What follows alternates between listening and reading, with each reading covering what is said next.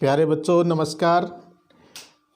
आज हम आपकी हिंदी की पाठ्य पुस्तक का अगला पाठ करने जा रहे हैं।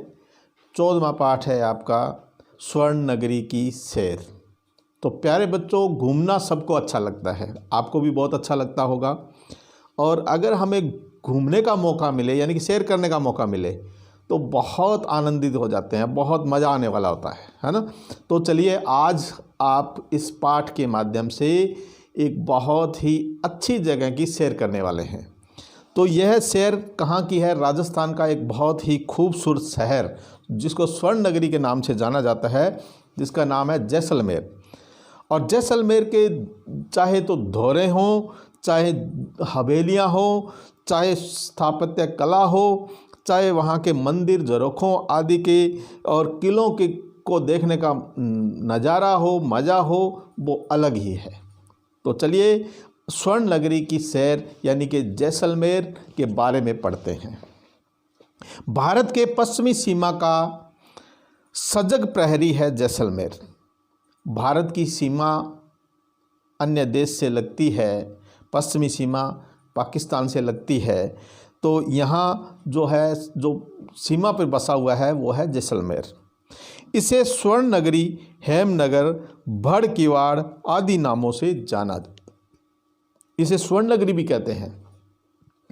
रेतीले धोरों ने जीवन को दुर्गम बना रखा है। दुर्गम मैंने होता मुश्किल। रेतीले जो धोरे हैं वहाँ के, वो वास्तव में जीवन को थोड़ा मुश्किल बना रखा है। लेकिन यहाँ की सुंदरता देख लोग दांतों तले अंगुली दबा लेते हैं, यानी कि आश्चर्यचकित हो जाते हैं। दांतों तले उंगली दबाने का मतलब क्या होता है? आश्चर्यचकित हो जाना। हमने सुना था जिस प्रकार लाखों लोगों के अंगूठे पर बनी रेखाएं मेल नहीं खाती, वैसे ही यह स्वर्ण नगरी विश्व के किसी शहर से मेल नहीं खाती है। तो प्यारे बच्चों, जैसा कि आप जानते हो कि हमारे लाखों लोगों के हथेली की जो लकीरें हैं, लाखों लोगों में किसी की मेल नहीं खाती है। उसी प्रकार से लेखक ने यह कहने का प्रयास किया है कि उसी प्रकार से पूरे विश्व में, पूरे वर्ल्ड में जो है हमारा जैसलमेर जैसा शहर जो है कहीं नहीं है, यह मेल नहीं खाता है। इतनी सारी बातें सुनने के बाद हमारी पूरी 5वीं कक्षा के विद्यार्थियों ने घूमने का निर्णय किया। तो देखिए, ये कक्षा में ये बात चल रही थी और ये बातें सुनी तो 5वीं कक्षा के सभी विद्यार्थियों ने निर्णय किया कि हम घूमने के लिए चलें।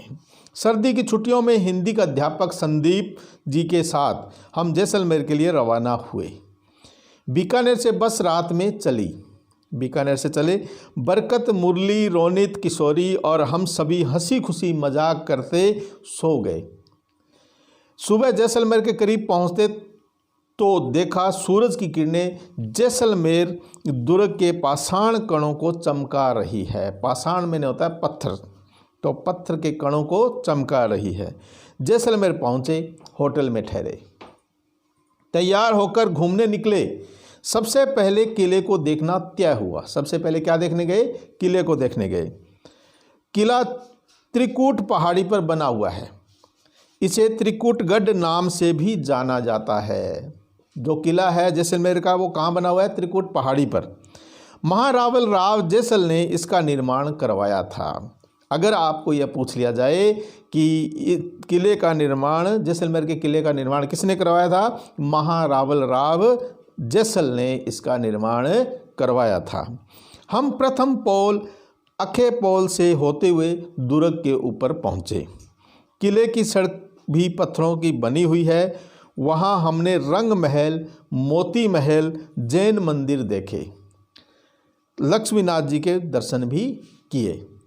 तो अगर हमें ये पूछ लिया जाए कि जब हम घूमने गए तो वहाँ क्या क्या देखा, तो हमें क्या जवाब देना है कि वहाँ हमने रंग महल, मोती महल, जैन मंदिर और लक्ष्मीनाथ जी के दर्शन भी किए। इनके पत्थरों को कलात्मक खुदाई वाली देवी देवताओं की प्रतिमाएं बनी हुई हैं। दुर्ग के चारों ओर 99 बुर्ज हैं। ये बुर्ज दुर्ग को मजबूती प्रदान करते हैं। इसे हवेलियों व झरोकों की नगरी भी कहते हैं। जैसलमेर को किस किस नाम से जाना जाता है, तो हम ये भी बता सकते हैं कि इसे हवेलियों और झरोखों की नगरी भी कहा जाता है। यहाँ पटवों की हवेली, नथमल की हवेली, सालम सिंह की हवेली आदि दर्शनीय हवेलियाँ हैं। बड़े बड़े मकान जो होती हैं, हवेलियाँ हैं, वो यहाँ देखने को मिल जाती है। इनके झरोखों पर की गई नक्काशी लाजवाब है, यानी कि पत्थरों पर जो नक्काशी की गई है वो बहुत ही लाजवाब है, बहुत अच्छी है। इनका सौंदर्य देख हम आश्चर्यचकित रह गए। आश्चर्यचकित मैंने अचंभित रह जाना। हवेलियाँ देखने के बाद हम गड़ीसर गए। यह तालाब सदियों से यहाँ के वासिंदों की प्यास बुझाता आया है। गड़ीसर क्या है? एक तालाब है। यहाँ का प्रत्येक पत्थर सौंदर्य बिखेरता नजर आता है। इसी की पाल पर मुक्तेश्वर मंदिर व बगीचियाँ बनी हुई हैं। दर्शन मोहित अनुराग को थकान महसूस होने लगी। हम होटल में जाकर आराम करने लगे। दूसरे दिवस यानी कि दूसरे दिन हमने बादल विलास और जवाहर विलास देखे। अमर सागर के जैन मंदिर व कुलधरा देखकर हम सम पहुँचे। वहाँ रेत का अथाह समुद्र हमें बरबस ही अपनी ओर खींचता है। हम सम के धोरों की मखमली रेत पर खूब नाचे गाए। तो देखिए यहाँ जो है जैसलमेर के धोरे प्रसिद्ध हैं पूरे विश्व में। वहाँ ऊँट की सवारी ने बहुत रोमांचित किया।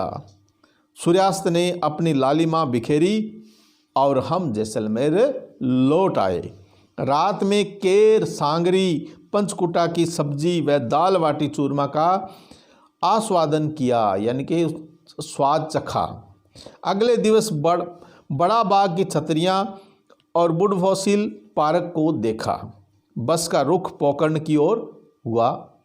पोकरण का शक्ति स्थल देखकर सभी का सीना गर्व से फूल गया। सेवली गांव स्थित कदलीवन धाम के भी दर्शन किए। बस बीकानेर की तरफ और चल पड़ी। हम सभी आज भी इस यात्रा को याद करते हैं तो रोमांचित हो उठते हैं। उस समय खींचे गए चित्र आज भी उस यात्रा की याद ताज़ा कर देते हैं। वास्तव में वह यात्रा भुलाए नहीं भूलती।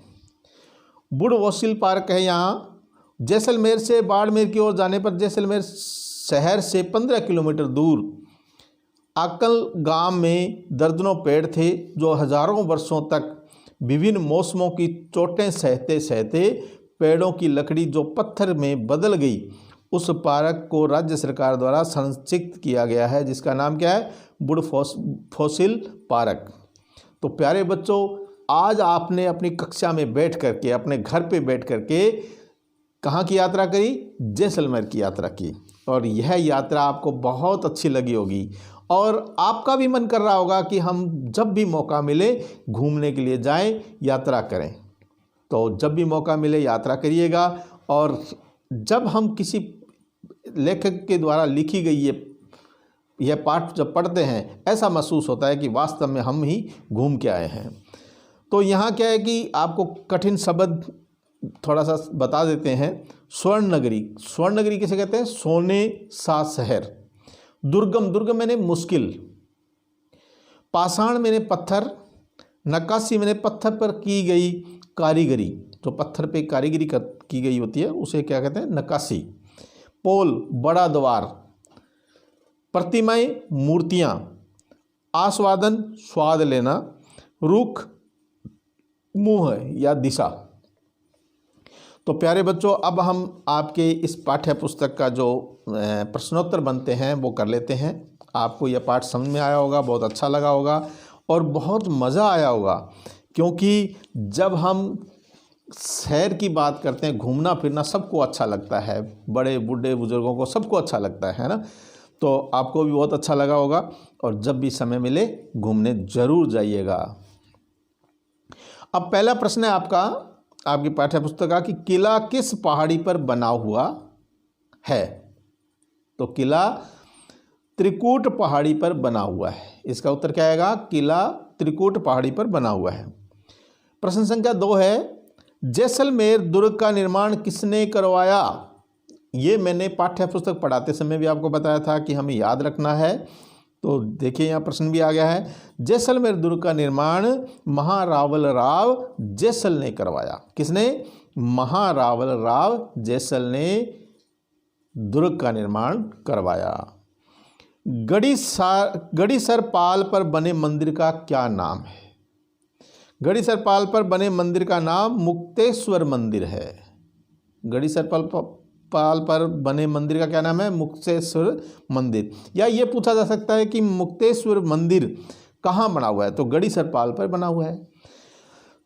तो ये आपने प्रश्नोत्तर किए। अब अगला जो है आपको सही उत्तर को छांट कर कोष्टक में लिखना है। तो पहला है, दुर्ग के प्रथम द्वार का नाम है। दुर्ग का जो पहला द्वार है उसका क्या नाम है? गणेश पोल, अखे पोल, सूरज पोल, हवा पोल। क्या होगा? अखे पोल। जैसा कि हमने पढ़ा था कि अखे पोल से, दुर्ग पोल से होते हुए हम गणेश पोल से होते हुए हम दुर्ग में पहुँचे। तो पहला जो दुर्ग का प्रथम द्वार है उसका नाम है अखे पोल। दुर्ग के चारों ओर बुर्ज हैं, कितने? 9, 19, 99, 89। तो 99 है, जैसा हमने पढ़ा था। तो इसका गै उत्तर आएगा। शक्ति स्थल स्थित है, कहाँ स्थित है? पोकरण में, बीकानेर में, स्वर्ण नगरी में, सम में। तो जैसा कि आपने पाठ्य पुस्तक में पढ़ा, इस पाठ में भी पढ़ा आपने और पहले भी सुना होगा, पोकरण में शक्ति स्थल स्थित है। रिक्त स्थानों की पूर्ति करो। तो जहाँ खाली जगह पड़ी है उसको हमने पूरा करना है, भरना है। तो रिक्त स्थान पहले ही दे दिया गया इसमें ए में, विश्व के किसी भी शहर से मेल नहीं खाती। तो इसका उत्तर क्या होगा? स्वर्ण नगरी। स्वर्ण नगरी विश्व के किसी भी शहर से मेल नहीं खाती। किले की सड़क भी रिक्त स्थान की बनी हुई है। किसकी बनी हुई है? पत्थरों की बनी हुई है। यह आपकी पाठ्य पुस्तक में आया है। यानी कि एक तरह से लाइनें पूरी करनी होती है इसको। वहाँ ऊंट की सवारी ने बहुत रिक्त स्थान किया। क्या किया? रोमांचित किया। सेल्वी गांव स्थित रिक्त स्थान के दर्शन किए, कदलीवन धाम के दर्शन किए। तो चलिए अगला प्रश्न है, दूसरा प्रश्न, जैसलमेर में रेत का अथाह समंदर कहाँ स्थित है? जैसलमेर में रेत का अथाह समंदर कहाँ स्थित है? जैसलमेर के सम के धोरों में रेत का अथाह समंदर स्थित है, सम के धोरों में। अगला प्रश्न है आपका, जैसलमेर दुर्ग का नाम लिखें। जैसलमेर दुर्ग का नाम है त्रिकूटगढ़ दुर्ग। तो क्या लिखेंगे? जैसलमेर दुर्ग का नाम त्रिकूटगढ़ दुर्ग है। जैसलमेर किले में स्थित दर्शनीय स्थलों के नाम लिखिए। देखने योग्य जो नाम स्थल है उनके नाम लिखने हैं। कहाँ? किले में। तो किले में क्या कौन कौन से स्थल हैं? जैसलमेर के किले में रंग महल, मोती महल, जैन मंदिर तथा लक्ष्मीनाथ जी का मंदिर इत्यादि दर्शनीय स्थल हैं। प्रश्न संख्या 6, इसे हवेलियों और झरोखों की नगरी भी कहते हैं। क्यों?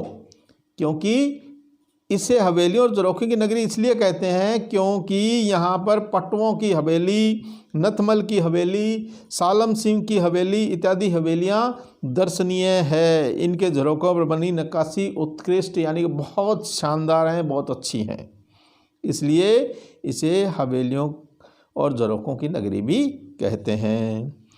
प्रश्न संख्या 7, स्वर्ण नगरी में दर्शनीय स्थलों की क्या क्या विशेषताएं हैं? तो देखिए, स्वर्ण नगरी में दर्शनीय स्थलों की क्या क्या विशेषताएं हैं? स्वर्ण नगरी के दर्शनीय स्थल अत्यंत कलात्मक है, यानी कि वहाँ कलाकृतियाँ बहुत मिलेगी हमें। तो अत्यंत कलात्मक है। उनके पत्थरों पर देवी देवताओं की प्रतिमाएं बनी हुई है। हवेलियों और झरोकों पर लाजवाब नक्काशी है, बहुत शानदार नक्काशी की गई है, कारीगरी की गई है। दुर्ग के पत्थर स्वर्ण की भांति चमकते हैं।